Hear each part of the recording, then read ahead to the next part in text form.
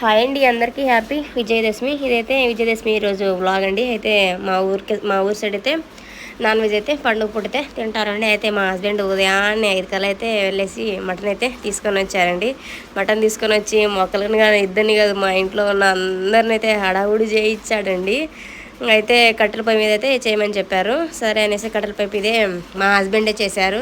Vegetables అన్నీ మా హస్బెండే cut చేశారు. అన్నీ అయితే మా హస్బెండే చేశారండి. టేస్ట్ మాత్రం చాలా ఉంది. ఇదిగో మా కోడలు మసాలా చేస్తారు, మసాలా కోసం ఇక్కడ ప్రిపేర్ చేస్తున్నారు. కోడలేమో చికెన్ ఫ్రై చేస్తుంది.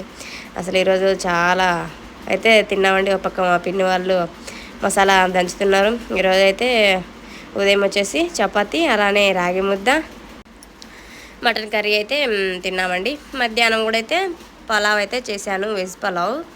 అలానే కర్రీ అయితే ఉన్నదండి. మా విజయదశమి అయితే మా ఆడపడుచులతో అందరితో పిల్లలతో ఇలా అయితే సరదాగా గడిచిందండి. మా హస్బెండ్ చేసిన మటన్ కర్రీ మాత్రం సూపర్గా ఉంది. చాలా గ్రేవీ లేకుండా, ఎక్కువ నీరు లేకుండా అయితే తక్కువగా చేశారు. వీడియో నచ్చితే subscribe, take care, by by.